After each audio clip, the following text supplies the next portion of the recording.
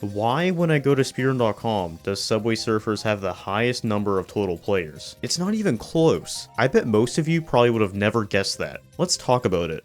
What is Subway Surfers? Subway Surfers is a mobile game released in 2012 that was one of the many in the booming endless runner genre of the early to mid 2010s. Like any game of this era, it's pretty simple. You start off with this kid named Jake who sprays graffiti on the side of a subway and gets caught. This immediately starts a chase through the subway system, and that's the whole game. Your goal is to try and survive as long as possible, with no end in sight. Along the way you can collect coins, which you can use for a slew of upgrades, such as score multipliers, super sneakers that make you jump high, and even different characters. For such a simple game, it is kept pretty fresh. There are daily challenges that require you to collect letters that eventually spell out a word, as well as seasonal updates that bring you to a new location, with a new character and hoverboard also being available. Personally, I played this game quite a lot in middle school, with some of it still being documented online. I feel like everyone I knew at the time either played Subway Surfers or at least had heard about it. By 2015, I personally was fully done with it, with my Minecraft phase being in full swing. And honestly, I really hadn't thought about Subway Surfers since then, until 2020. I was surprised in mid-2020 when I started to see the game pop up between memes reposted from TikTok and just general video content. Looking at the stats, the game by the end of 2019 had racked up 2.7 billion downloads, and was one of the most downloaded iOS App Store games of all time. I knew it was big, but not that big. Looking at it now though, it's not shocking that the game has maintained relevancy over the years. With the updates I talked about earlier, on top of the game concept being heavily addictive, it was sure to be a continuous hit. But how did this game get anywhere close to being a popular game to speedrun? To understand the most popular game now, we first need to talk about what came before it. Circling this back to speedrunning, for years upon years, debatably the most popular speedrun game of all time in terms of actual players had been Super Mario 64, with the relatively short 16-star category being the most run by far. By 2020 though, it finally was having some more serious competition. Let me introduce another game that you may or may not have heard of.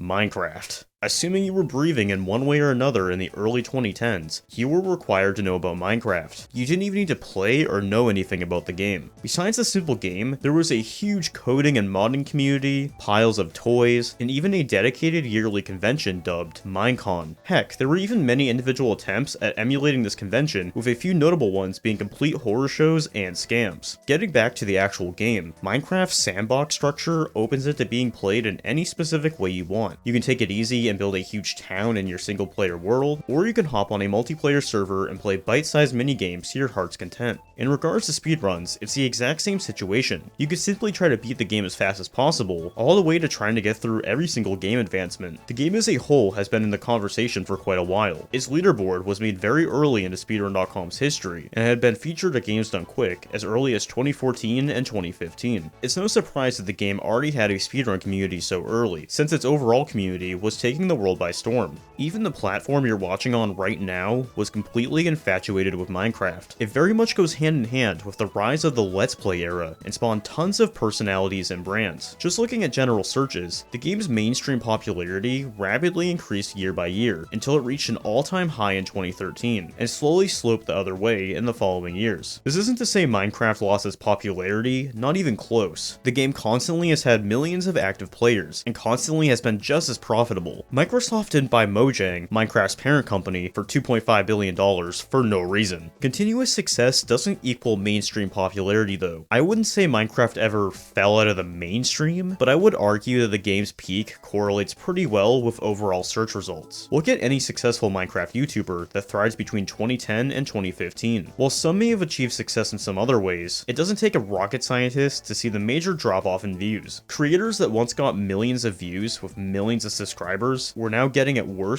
only tens of thousands instead, with many deciding to disappear completely or back themselves into a really bad corner. It wasn't until mid-2019 that I and many others started to notice, hey, this thing is kinda picking up steam again. Many would go around asking, why is Minecraft so popular again? But there's one issue with that question.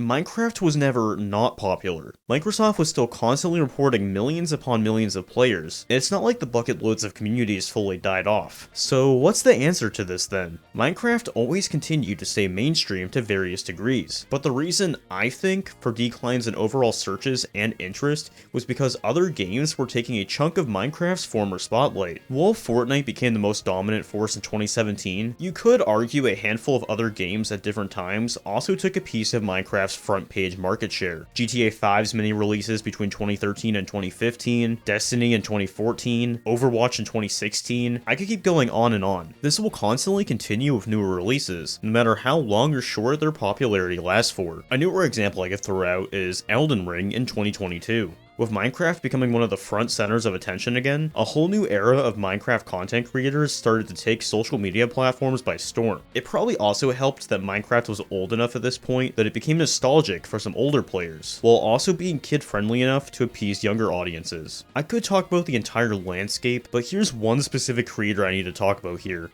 Dream. Love him or hate him, this man has not just done a lot for Minecraft, but specifically Minecraft speedrunning. At the end of 2019, he started uploading a series of videos that would share the title Minecraft Speedrunner Versus. The premise of these videos is having a speedrunner try and defeat the Ender Dragon as quickly as possible, while having one or more hunters try and kill the speedrunner before they can finish. While continuing to do this series throughout 2020, he also was doing more traditional speedruns of the game, with him at certain points claiming world records. By this point, the game was already booming in speedrun popularity, with it soaring up the list entering 2020, and a solid 2 years later kept a solid distance from the previous speedrun king. With the huge cheating controversies and eventual admission over the following year, this only furthered the overall interest of Minecraft speedrunning, and continued to absolutely dominate not just the numbers side, but simple word of mouth. People that I know previously that never had a speedrun interest were all talking about it in one way or another. It didn't matter if it was petty drama or something serious, no matter what, it boosted the community beyond imaginable levels. This game is still thriving today, with newer runners being a dime a dozen. You may think after all that nothing could dethrone Minecraft, at least so soon. Super Mario 64 was the king for the first 5 years of the site. It's not too unreasonable to think that things would settle once again.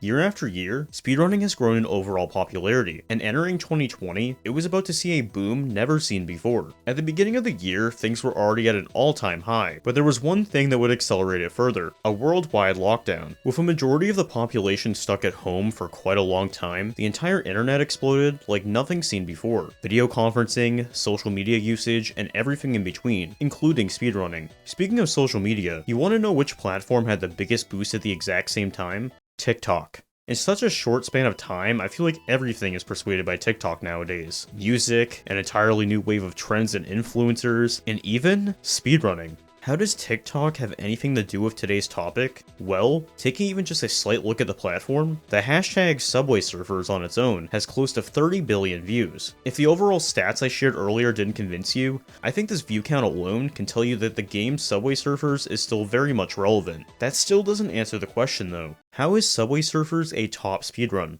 Well, part of that answer I already gave you, TikTok, but it goes further than that simplistic answer. The true root is Brazilian TikTok. You see, even entering 2022, Minecraft was still very comfortably sitting in first place in terms of total players. Subway Surfers wasn't horribly big of a thought to speedrunners. Sure, the Speedrun.com page was made in 2017, but I myself have run many less serious games that had way more runners at the time. For reference, the most popular category, No Coins, which has well over 1,000 runs now, had just a small fraction of that at the beginning of the year. There was probably very much a handful of creators that contributed to this, but I feel like that one of the biggest credits I can give for this giant speedrun boom is the account LexaKT. They started posting content in early 2021, and mostly started out with Minecraft pixel art. By the end of the year, the content spread out to many other games. A ton of these videos briefly talked about leaderboards across Speedrun.com, with them primarily pointing out where different Brazilians ranked on the board, since this was the audience in mind. In November, Lexa uploaded their first video on Subway Surfers, which quickly tackled a decent chunk of the categories on the Speedrun.com leaderboard. Just scrolling through the comments, this encouraged a ton of people to compete on these boards. And while this was happening, Lexa kept pumping out more and more Subway Surfers videos, and was now hammering in the fact that Brazilian players were now dominating the boards. With a handful of these videos gathering millions of views, and Lexa continuing to upload these TikToks well into 2022, this has continued to spiral this trend out of control. Brazilians were determined to insert and continue their dominance in this game. Looking at the active and total players number on Speedrun.com, you can quickly see how this game has grown over time. If anyone is curious, active players is a calculation based on how many players have submitted a run within a certain amount of time. I've seen a few contradictions on what that calculation truly is. Sadly, Speedrun.com lacks a lot of features, so previous numbers of this can only be found through documentation. The earliest I can find in August 2020 shows 86 total players and 12 active players. This shows that some, but not too many people, were really playing this game, at least in the speedrun sense. From here, the best I could do is extract some data points thanks to posts from a specific Discord server, Farmington, which is focused on keeping a boatload of Speedrun.com statistics. With the quick rise in this game, people have constantly commented on how quick Subway Surfers has grown. We can see one person reporting just under 700 players on May 18th, 2022, with that number tripling in size in just a week. From this point, I don't have too much day-to-day data, but in July, it soared past 10,000 active players, making it the first game to do it by a long shot. Anyways, I think I've proved my point. This game rose in popularity quicker than anyone could have ever imagined.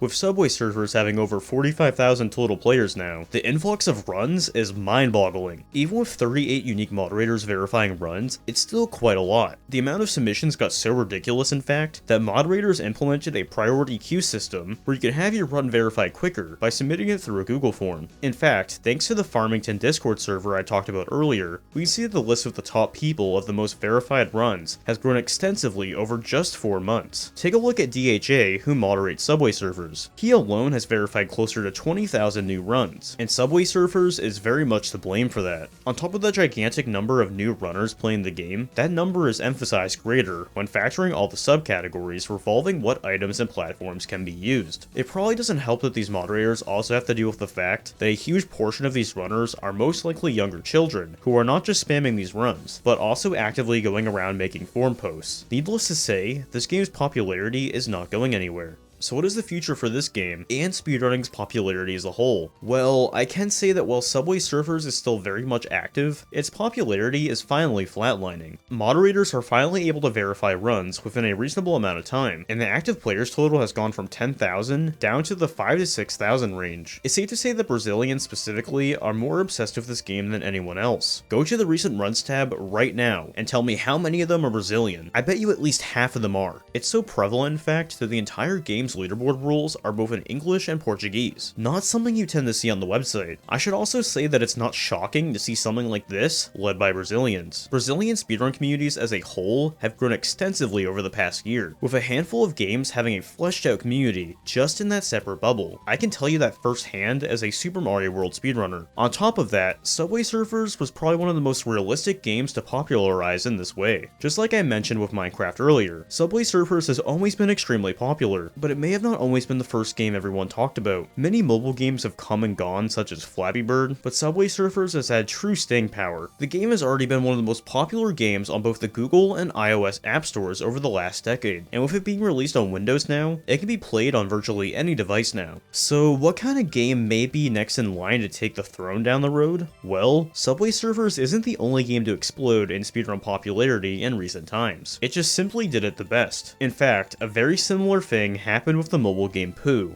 I never thought I would have to say this. It is heavily dominated by Brazilian runners. It also has a handful of players from all over Latin America. In fact, just like Subway Surfers, its rules are also in Portuguese. Thanks to this similar kind of boost, Poo has the 7th highest total player count on Speedrun.com. Another game I'd probably keep your eyes on as well is Roblox. The thing is, Roblox is just a platform, and hosts a variety of servers consisting of millions of maps. This has led to a handful of Roblox games crawling shockingly high up the Speedrun.com ranks. In fact, currently, Roblox Speedrun 4 sits right in between Super Mario 64 and Super Mario Odyssey, when sorted by total players. When sorting by active players, you'll see that 2 other Roblox games are sandwiched between Subway Surfers and Minecraft. If I had to put my money on it, some kind of Roblox game may be the next #1 hit. Just like Subway Surfers, you can play Roblox on any kind of device, and many of these maps have a wide array of categories that are very easy to start attempting. So that is the story of how Subway Surfers took the speedrun world by storm. Many people may think that only traditional games such as Mario dominate the top, but that is far from the case. As the gaming and even general internet landscape evolves over time, it's hard to really tell what's next. Maybe once I have 1 million subscribers, I can convince 50,000 people to speedrun Eminem's kart racing. Until then though, I'll keep enjoying it by myself. Thanks for watching.